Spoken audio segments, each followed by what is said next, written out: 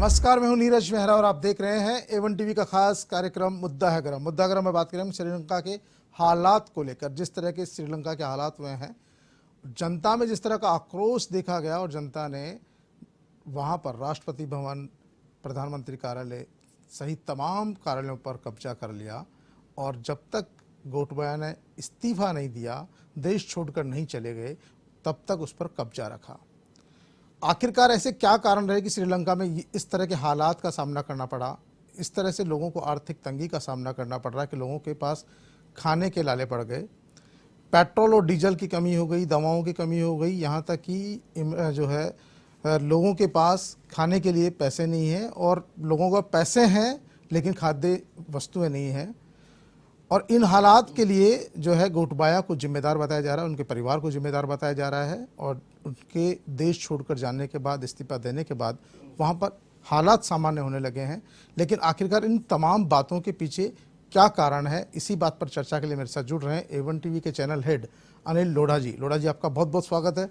अनिल जी, आपने देखा होगा जिस तरह के हालात श्रीलंका में चल रहे हैं और वहाँ के राष्ट्रपति भवन पर कब्जा वहाँ की जनता ने कर लिया था और गोटबाया को राष्ट्रपति भवन छोड़कर जाना पड़ा और उसके बाद उनको इस्तीफा भी देना पड़ गया, प्रधानमंत्री कार्यालय पर भी कब्जा हो गया। आपको क्या लगता है इन हालात के पीछे कौन जिम्मेदार है? लोग कह रहे हैं कि गोटबाया परिवार ही इसका सबसे बड़ा जिम्मेदार है।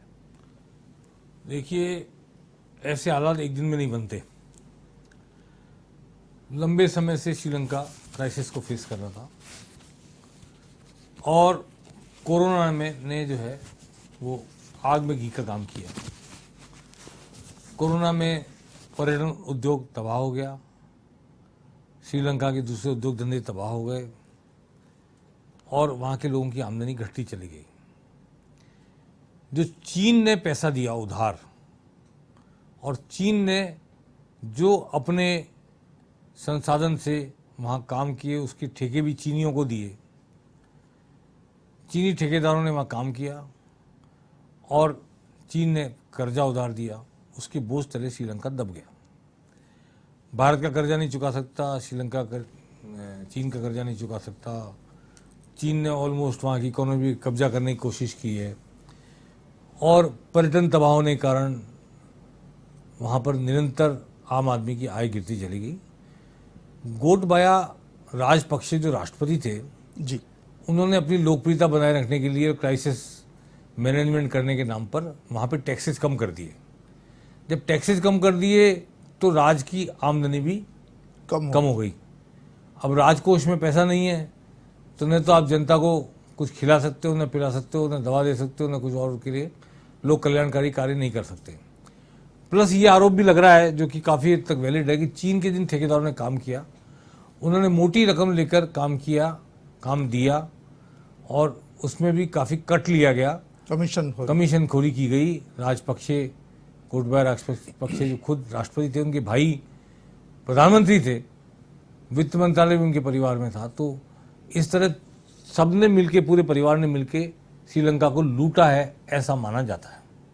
और जब आक्रोश पनपने लगा तो टैक्स कम करके उसको ठंडे छींटे देने की कोशिश की गई। जी, श्रीलंका जिसने लंबे समय तक तमिल और सिंहली विवाद को झेला है, लिट्टे को झेला है, आतंकवाद को झेला है, भारत की पीस कीपिंग फोर्स ने जाकर, भारत की रणनीति जाकर, राजीव गांधी के हस्तक्षेप के बाद वहाँ काफ़ी हद तक शांति हुई और फिर धीरे धीरे लिट्टे ख़त्म हो गया। उस देश ने जो ऑलरेडी इतने बड़े झंझावात से निकला था, वो खड़ा हो पाता इससे पहले ही वहाँ पर समझ लीजिए दीमक लग गई और दीमक चाटती चली गई देश को। जी, तो देश की इकोनॉमी ख़त्म होती चली गई और जैसा राजनेता अपने आप को बनाए रखने के लिए राजनीतिक नारों का प्रयोग करते हैं, लोग लुभावन घोषणा करते हैं, टैक्स कम कर देंगे, ये कम कर देंगे, मुफ्त में बांटेंगे चीज़ें, उससे आप टेम्परेली बचा के रख सकते हो कुछ चीज़ों को, टाइम बिंग आप सर्वाइव कर सकते हो, लेकिन अल्टीमेटली देश को उसकी कीमत चुकानी पड़ती है, जो कीमत आज देश चुका रहा है। अंतर्राष्ट्रीय राजनीति पर किस तरह का प्रभाव देखते हैं? क्योंकि वहाँ पर देखा जा रहा है कि सरकारों ने जो फ्री वाला सिस्टम लागू किया उसका खामियाजा भुगतना पड़ रहा है। अंतर्राष्ट्रीय राजनीति पर किस तरह का प्रभाव देखते हैं श्रीलंका का? देखिए, भारत की सबसे बड़ी चिंता ये थी कि श्रीलंका पर कहीं चीन कब्जा ना जमा ले। जी। चीन ने वहाँ पे जो एरोड्रम वगैरह हाँ बनाए और जो पानी के जहाज जहाँ आते हैं वो बंदरगाह भी बंदरगाह बना दी। हाँ लिए। और बहुत बड़ी चिंता थी हमारी कि चीन अपने पैसे के बूते पर श्रीलंका की को मदद दे के, कर्जा दे के, इस चक्कर में हमने भी कर्जा दिया श्रीलंका को। जी। तो श्रीलंका की खास बात यह है कि एक आपको शायद ध्यान होगा, डियागो गार्सिया एक द्वीप था मॉरिशस के पास। जी। उसकी सामरिक स्थिति ऐसी थी कि अगर अमेरिका वहाँ अड्डा बना लेता जी। तो वहाँ से वो उस जमाने के हथियारों से भारत पे वार कर सकता था। जी। तो डियागो गार्सिया में अमेरिकी अड्डा ना बने, इसके लिए भारत ने बहुत ज़बरदस्त डिप्लोमेटिक अभियान चलाया, जी। मॉरिशस को बैक किया और वहाँ अमेरिकी अड्डा नहीं बनने दिया। तो इसी तरह श्रीलंका में अगर चीन का अड्डा बन जाता है जी। तो चीन अरब देशों तक और कई देशों तक मार करने की स्थिति में आ जाता है जहाँ वो आमतौर पर नहीं जा सकता। और भारत सीधे उसकी जब भारत का दक्षिण हिस्सा, जी। उत्तरी हिस्सा तो ऊपर चीन है ही हमारे, जी। दक्षिण हिस्सा भी उसकी जद में आ जाता है जी। चीन की। इसलिए भारत के लिए बहुत इंपॉर्टेंट है कि किसी भी हाल में चीन सामरिक रूप से उसको अड्डा ना बना पाए, चीन उसको अपना आर्थिक उपनिवेश ना बना पाए, वो चीन के रहमो करम पर जीने वाला देश ना बने, सरकार ना बने। इस कोशिश में भारत को लगना चाहिए था। भारत ने सबसे अच्छा काम तो ये किया कि प्रत्यक्ष तौर पर अपना ऐसा हस्तक्षेप नहीं किया जी। कि चीन की खिलाफत करने के नाम पर भारतीय ऐसा हिस्सेदारी बटाएं या ऐसा हस्तक्षेप करें कि श्रीलंका के लोगों का स्वाभिमान आड़े आ जाए, वो उठ के खड़े हो जाए भारत के खिलाफ। भारत ने बहुत टैक्टिकल अभी मूव ले रखा है, सहायता भी की है, लेकिन सहायता करते हुए जिताने की कोशिश कतई नहीं की। नज़र है, भारत की नज़र में है श्रीलंका में क्या हो रहा है, क्या होना चाहिए, लेकिन उसको अपनी जद में लेने की कोशिश नहीं की भारत ने। आपको लगता है कि राजीव गांधी जी ने जिस तरह सेना भेजी थी, इस बार शायद भारत सरकार वहाँ सेना भेजने के मूड में नहीं है और नहीं, सिर्फ सेना की जरूरत नहीं है और आर्थिक मदद की बात वहाँ की जा रही है। देखिए, सेना की जरूरत नहीं है। जी। आपने देखा राष्ट्रपति भवन पे कब्जा कर लिया प्रदर्शनकारियों ने, जी। जी। प्रधानमंत्री के घर पे कब्जा कर लिया, आग भी लगा दी। जी। लेकिन जैसे ही गोट बाया भागे देश छोड़ के और राष्ट्रपति चुनाव होने की बात आई, दूसरा अंतरिम राष्ट्रपति बनेंगे, तब उन्होंने स्वतः खाली कर दिया, संपत्ति नुकसान नहीं पहुंचाया देश की। इतने अनुशासित थे और सेना ने भी अपने हथियार झुका लिए उनके आगे। अपने देशवासियों को क्यों मारेंगे, ठीक बात। जानते थे कि वैलिड रीजन के साथ खड़े हुए हैं। जी। तो वो खाली करके चले गए राष्ट्रपति भवन। जी। अब नई सरकार कैसी बनती है, किस तरह बनती है, क्योंकि वहां पर अब आम चुनाव नहीं हो रहे। जी। जी। अंतरिम राष्ट्रपति आ गए, रानिल विक्रमसिंघे, जी। जिनको 2-4 दिन पहले ही प्रधानमंत्री की शपथ दिलाई गई थी, वो अंतरिम राष्ट्रपति हैं। और विक्रमसिंघे हो सकता है राष्ट्रपति बन भी जाए या कोई और बने। 19 तारीख को नामांकन होना है, 20 को शायद चुनाव होना है। जी। संसद के लोग चुनेंगे इस बार, तो आम आदमी नहीं चुन रहा, संसद चुन रही है राष्ट्रपति। और राष्ट्रपति चुनाव में हो सकता है आम आदमी संसद के इसलिए नहीं अध्यक्ष चुन बन रहा है जाए। कि वहां पर जो हालात हैं ऐसे नहीं है कि चुनाव कराने की स्थिति में देश नहीं है, इसीलिए संसद चुन रहे हैं। अभी देखिए, ये इमरजेंसी की स्थिति वहां पे, जी। और एक लीगली वैलिडेट सरकार आ जाए, जी। संविधान सम्मत सरकार आ जाए, जी। जो उस देश को प्रभुसत्ता संपन्न देश की तरह चला सके, जो उस देश को के आत्मनिर्णय के अधिकार की रक्षा कर सके, जो उस देशवासियों के लिए भोजन की व्यवस्था कर सके, दवाई की व्यवस्था कर सके, पेट्रोल डीजल की व्यवस्था कर सके, जो वाहन चल नहीं पा रहे हैं, खासतौर पर इमरजेंसी वाहन नहीं चल पा रहे, जी। जी। खासतौर पर हमारी जो आपातकालीन सेवाएं वो ठप पड़ी हुई है, उनकी दालें नहीं है वहाँ खाने को, पेट्रोल 500 रुपये लीटर है, आटा 300 रुपये किलो है।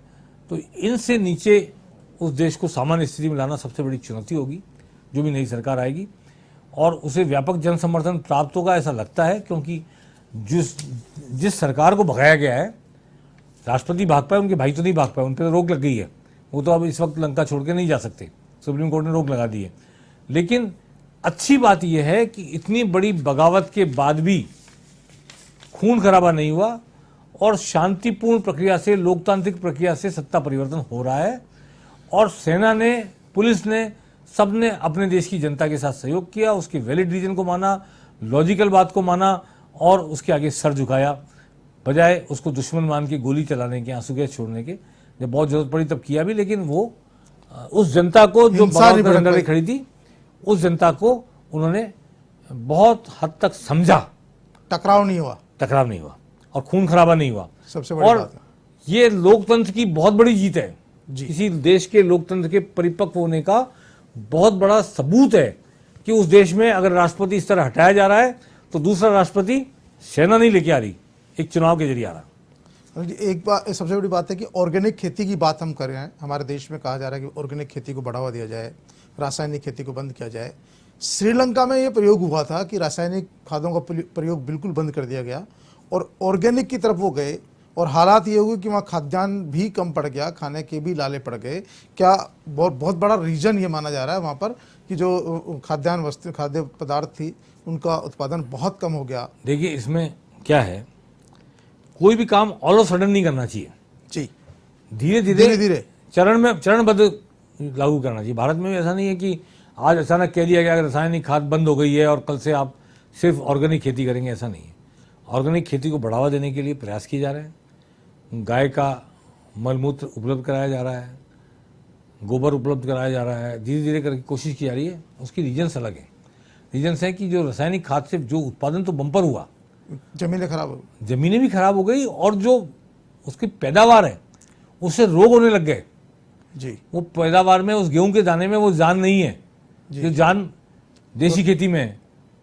तो इसलिए ऑर्गेनिक खेती में जो जान है। ऑर्गेनिक खेती में, इसलिए मैं ये कह रहा हूं कि उचित तो है रासायनिक खाद से मुक्ति, उर्वरक से मुक्ति, लेकिन ऑल ऑफ सडन नहीं हो सकती। एक रात में, एक दिन में, एक महीने में, एक साल में आप इसको नहीं कर सकते। इसको शनै शनै करना पड़ता है और इसका रिप्लेसमेंट लाना पड़ता है कि आपको पर्याप्त मात्रा में गोबर की खाद मिले, ऑर्गेनिक खाद मिले, ऑर्गेनिक तरीके से खेती हो और धीरे धीरे शनै शनै उसको रिप्लेस करो आप। तो उन्होंने बहुत ही ज़्यादा एकदम ऑर्गेनिक खेती पे ध्यान दिया, तो उनका अपना मंतव्य जो भी रहा होगा, लेकिन उससे उत्पादन घट गया। उत्पादन घटने से ज़मीन तो बंजर नहीं हुई, ज़मीन तो बची, अच्छी रही, लेकिन उत्पादन नहीं आया तो वो जनता की अवेलेबिलिटी जो है फूड ग्रेन्स की वो कम हुई। अवेलेबिलिटी कम होने से होना ही महंगा चाहिए हो कि गया। उनको कहीं न कहीं जो है खाद्यान्न की व्यवस्था करनी चाहिए थी जब उनको लग रहा था उत्पादन। कोरोना के चक्कर में जो वहाँ का जो कारोबार था, खासतौर पर पर्यटन का, वो ठप हो गया और वो एक बड़ी आय का जरिया था। श्रीलंका में 10% ज़्यादा राजस्व पर्यटन से मिल रहा था। कोरोना के चलते, क्योंकि पूरी देश और दुनिया ही ठप हो गई, उसका भी बड़ा असर माना जा सकता है ये। देखिए चारों ओर नीला समुद्र और पूरा हरा भरा देश, बहुत सुंदर देश, सुंदर देश, स्वर्गिक अलौकिक आनंद, अलौकिक दर्शन प्रकृति के, उसको देखने के लिए भारत से और दूसरे कई देशों से, चीन से भी और कई देशों से पर्यटक जाते थे, एंजॉय करते थे। वहाँ की इकोनॉमी का बहुत बड़ा आधार, बहुत बड़ा जीडीपी का आधार जी, पर्यटन था। अब कोरोना में 2 साल तो बिल्कुल पूरी दुनिया के इतिहास से ही हटा देने चाहिए, कुछ हुआ ही नहीं। जी, ऐसे केस में क्योंकि जो पर्यटन पर आधारित उद्योग थे वो सब खत्म हो गए।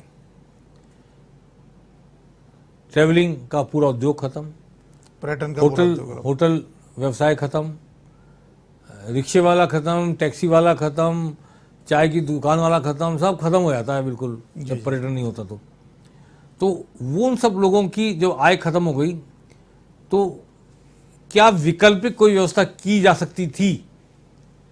क्या आर्थिक अनुशासन लागू किया जा सकता था जो नहीं किया गया? और अगर महलों में रहने वाला राष्ट्रपति सड़क की हकीकत को नहीं जानेगा तो देश का यही हाल होगा। पर्यटन उद्योग नहीं चल पाया, 2 साल लोग सड़क पर आ गए, उनके उद्योग धंधे बंद हो गए, रोजी रोटी का इंतजाम नहीं हुआ। तो धीरे धीरे करके ये स्थिति एक दिन आनी थी, सरकार का खजाना भी खाली होना था और जनता की जेब भी खाली होनी थी। वो हो गई। उसके लिए जो एक मशगूल सी सरकार थी, चीन से आ रहा है और चीन से बंदरगाह बन रहा है, चीन से ये बन रहा है, वो बन रहा है, उसमें मशीनों से ज़्यादा योगदान था। ह्यूमन लोगों को रोजगार फैक्टर कम था, रोजगार कम मिला लोगों को और उसमें पैसा भी खाया गया, ऐसा आरोप है राजपक्षे परिवार द्वारा। तो कुल मिलाकर जो पैसा आया वो पूरा लगा नहीं, पूरा जमीन पर नहीं उतरा तो मशीनों के जरिए उतरा, तो वो आदमी को रोजगार नहीं मिला, हाथों को काम नहीं मिला, तो काम नहीं मिलेगा तो पेट को रोटी भी नहीं मिलेगी। और इसकी चिंता वहाँ की सरकार ने नहीं की। कोई भी देश की सरकार इस युग में जितनी पॉलिटिकली विजिलेंट होनी चाहिए उससे ज़्यादा उसे इकोनॉमिकली विजिलेंट होना चाहिए, क्योंकि ये आर्थिक युग है, रोजी रोटी का इंतजाम, रोटी कपड़ा और मकान हर हाल में जनता को मुहैया कराना पड़ता है, इंतजाम करना पड़ता है। अगर आप कोई सरकार इसकी अनदेखी करती है तो एक दिन उस देश का इसी तरह पतन होता है, उस सरकार का इसी तरह पतन होता है जिस तरह हो गया।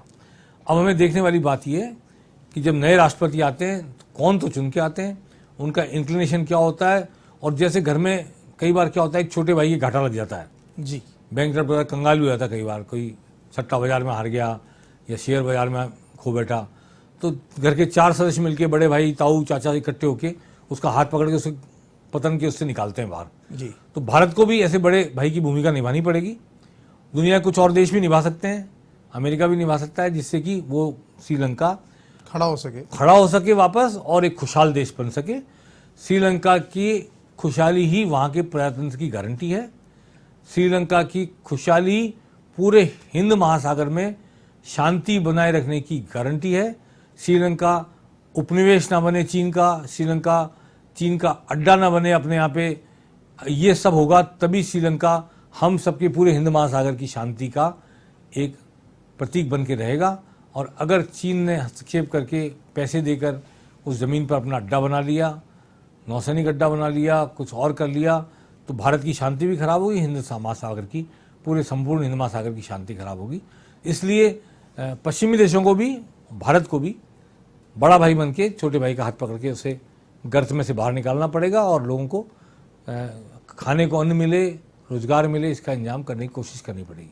आपको लगता है अभी कुछ सालों में हमारे राज्यों में भी, खासतौर पर राज्यों में, सरकारों में, पॉलिटिकल पार्टियों में जनता को चुनाव के दौरान फ्री देने की एक आदत सी पड़ गई है। हर पार्टी इस बात की घोषणा करती है कि ये फ्री, वो फ्री। तो यही काम श्रीलंका में हुआ और माना ये जा रहा है कि जो वहाँ की नीतियाँ थी फ्री देने वाली, फ्री बांटने वाली, वो नीतियाँ भी वहाँ के आज के वर्तमान हालात के लिए जिम्मेदार रही। आज देश के प्रधानमंत्री ने भी इस बात पर चिंता जाहिर की है कि जो फ्री देने की आदत है हमें छोड़नी होगी। अगर फ्री देनी है सरकारों को तो वो चिकित्सा दे, स्वास्थ्य दे, पानी दे, बिजली दे, लेकिन और जो वस्तुएं हैं, शिक्षा दे, लेकिन और जो बातें करती है, टीवी देना, फ्रिज देना, ये जो चुनावी घोषणाएं होती है, कम से कम इसको बंद किया जाना चाहिए। चिकित्सा, स्वास्थ्य, शिक्षा और ये जो योजनाएं हैं, डायरेक्ट मूलभूत सुविधाएं हैं, डीबीटी, उनको लागू करे। जी, डायरेक्ट बेनिफिट्स, जो मूलभूत आवश्यकताएं उनको पूरा करे, वो जरूरी है। लेकिन बिल्कुल निश्चित तौर पर आप मुफ्तखोर मत बनाइए जनता को मुफ्तखोर बनाएंगे। मनरेगा में भी बहुत सारे लोग, हम जो रात दिन देखते हैं, उसकी भावना अलग है, काम नहीं करते और फिलॉसफी अलग है, पर एक मशीन लगा देते हैं, 7 आदमियों के पैसे उठा लेते हैं, 6 आदमी के पैसे उठा लेते हैं, और कई तरह के भ्रष्टाचार वहाँ पनपे हैं मनरेगा में भी। तो मुफ्त में या बिना काम किए पैसा जब मिलेगा, देश की कौम मुफ्तखोर भी होगी, कामचोर भी होगी, और धीरे धीरे करके श्रम शक्ति का महत्व खत्म हो जाएगा, उसकी मान्यता खत्म हो जाएगी, उसकी पूजा होना बंद हो जाएगी। और जब मेहनत की पूजा नहीं होगी, मेहनत का इसका अपमान होगा और मुफ्तखोर ज़िंदगी का आनंद लेंगे, तो देश में जो एक अट्रैक्शन होता है आगे बढ़ने के प्रति, काम करने के प्रति, जो इंसेंटिव होता है वो खत्म हो जाता है, प्रेरणा खत्म हो जाती है, और प्रेरणा खत्म हो जाती है तो मुफ्तखोर देश को पतन की ओर ले जाते हैं। लगता है गोटबाया राजपक्षे परिवार लोगों को खाद्यान्न भी पूरी तरह से उपलब्ध नहीं करा पाया, और यही कारण है कि आटा आपने बताया 300 रुपये किलो तक पहुंच गया, सब्जियों के भाव 500 रुपये किलो तक पहुंच गया, पेट्रोल डीजल तो है ही नहीं। तो जब उनको इस तरह के हालात देख रहे थे, 60 लाख से ज़्यादा जो वहाँ की आबादी है वो भूखे मरने की स्थिति में थी। आपको लगता है कहीं न कहीं राजपक्षे गोटबाया की जो नीतियाँ थी वो सही नहीं थी? वो चाहते तो पड़ोसी देशों से भी खाद्यान्न आयात कर सकते थे। जब हजारों क्विंटल अनाज व्यर्थ जा रहा है, सड़ जाता है, तो वो मदद ले सकते थे, लेकिन उन्होंने शायद हो सकता है कि सिर्फ और सिर्फ अपने परिवार का भला चाहा, देश की तरफ नहीं सोचा। वो तो अतीत की बात हो गई, उसके छिद्रान्वेषण से, पोस्टमार्टम से अब कुछ नहीं होना। वो नई सरकार के सामने एक नजीर होगा कि इस रास्ते चलने पर ये पतन होता है, और उस रास्ते नई सरकार नहीं चलेगी, और नई सरकार जनता के प्रति जवाबदेह होगी, ऐसा हमें मानना चाहिए। लोकतंत्र कायम रहे, और लोकतंत्र के कायम रहते हुए वहाँ के लोगों में फिर से खुशहाली आए, तंगहाली खत्म हो उनकी, इस कामना को करना चाहिए। भारत को भी और दुनिया के दूसरे लोकतांत्रिक देशों को भी हाथ बढ़ाना चाहिए श्रीलंका की मदद करने के लिए, ताकि वहाँ के लोगों को, भले एक बार तो ठीक है मुफ्त में खाद्यान्न देना ही पड़ेगा, जब कमाने के साधन नहीं है, पैसा नहीं है जेब में, तो भूखे तो नहीं मरने दे सकते, लेकिन धीरे धीरे करके मेहनत के बदले ही सब कुछ दिया जाए। और मैं समझता हूँ एक जिम्मेदार सरकार आने वाली है, ऐसा मुझे पूर्वानुमान लग रहा है कि एक जिम्मेदार जवाबदेह सरकार वहाँ आने वाली है, राष्ट्रपति आने वाले हैं, और उसके बाद शायद कहते हैं हर बुराई में एक अच्छाई छुपी होती है। जी जी। तो ये गोटबाया का जो वक्त था, ये बहुत सारे संदेश देकर चला गया, भविष्य की राजनीति के संकेत देकर चला गया, रास्ते दिखा के चला गया। मैं समझता हूँ आने वाले राष्ट्रपति और सरकार उस रास्ते पे चलेंगे तो शायद श्रीलंका अच्छी खूबसूरत मुल्क की तरह खुशहाल मुल्क भी होगा, वहाँ की जनता भी खुशहाल होगी, ऐसा मुझे लगता है। कर्ज का दुरुपयोग करने की बातें भी वहाँ से आ रही कि कर्ज का बहुत दुरुपयोग किया, चीन से कर्ज लिया, भारत से कर्ज लिया, और उस कर्ज का जो उपयोग था वो वहाँ की जनता की बहबूदी के लिए खर्च नहीं किया गया, उनको अपने खुद के परिवार पर खर्च किया गया। और वो परिवार कि 1.5 करोड़ का उन्होंने एक टिकट खरीदा भागने के लिए। आप उससे अंदाज़ा लगा सकते हैं कि उस परिवार ने कितना पैसा तमाम बातों से कमाया होगा। देखिए, करप्शन तो अगर सत्ता पक्ष करता है, राज गद्दी पर बैठे लोग करते हैं, तो उससे बड़ा कोई अपराध नहीं है, क्योंकि लोकतंत्र में जनता एक विश्वास करके किसी को सत्ता सौंपती है। ये एक जो सामान्य इच्छा का सिद्धांत है, जिसने डिराइव किया लोकतंत्र को, कि समाज के लोगों ने मिलकर एक कॉमन विल के तहत, एक सामान्य इच्छा के तहत, रूसों का जो सामान्य इच्छा का सिद्धांत था, उस कॉमन विल के तहत एक राजा को चुना और अपना भला और बुरा करने की सारी शक्तियां उसमें निहित कर दी। इस भरोसे को जो लोग तोड़ते हैं, उनसे बड़ा कोई अपराधी नहीं है। गोटबाया पर तो मुकदमा ही चलना चाहिए देशद्रोह का, इसमें कोई दो राय नहीं है। और वो भाग भले गए हों, लेकिन अगर कोई प्रत्यर्पण संधि होगी उन देशों से तो उन्हें ला करके सजा देनी चाहिए। जनता के साथ ऐसा विश्वासघात, देश के साथ ऐसा देशद्रोह करने वाले को माफ़ नहीं करना चाहिए। पूरे देश को उन्होंने पतन के गर्त में ढकेल दिया। बिल्कुल, बहुत बहुत धन्यवाद सर। आपने बहुत साफ तौर पर कहा कि जिस तरह के हालात वहाँ उत्पन्न हुए उसके लिए गोटबाया राजपक्षे परिवार जिम्मेदार है, और उन्होंने जिस तरह से देश को दोनों हाथों से लूटा, तमाम सरकारी मशीनरी का दुरुपयोग किया, विदेशों से आने वाले कर्ज को भी उन्होंने खुद के उपयोग में लिया, चाइना से मिलने वाले कर्ज को खुद के उपयोग में लिया, जिस तरह की खेती को उन्होंने तबाह किया, और तमाम कारणों के चलते श्रीलंका जैसा खूबसूरत देश लगातार गर्त में डूबता गया। और हालात ये हुई कि वहाँ की जनता ने वहाँ के राष्ट्रपति को भागना पड़ा, प्रधानमंत्री को घर छोड़कर भागना पड़ा, तमाम जगह जनता का कब्जा हुआ, और जब उनका इस्तीफा हुआ तब जाकर जनता वहाँ से हटी। और इतना शानदार प्रदर्शन, अगर 500 लोग भी कहीं किसी थाने के बाहर भी प्रदर्शन करते हैं तो लाठीचार्ज हो जाता है। वहाँ लाखों की संख्या में जनता ने राष्ट्रपति भवन पर कब्जा किया, लेकिन कहीं न कहीं टकराव नहीं हुआ। उम्मीद ये की जानी चाहिए कि जो आने वाले चुनाव होंगे 20 तारीख को, जो उसमें वहाँ के जो नतीजे क्या होंगे, वहाँ के जो नए राष्ट्रपति होंगे, वो हो सकता है आने वाले समय में श्रीलंका को नई राह दे, नया देश फिर से एक बार नज़र आए और श्रीलंका का अस्तित्व बचा रहे। यही हम तमाम लोगों की उम्मीद है। मुद्दा अगर में फिलहाल इतना ही। ताज़ा तरीन खबरों देख लिए E1 TV।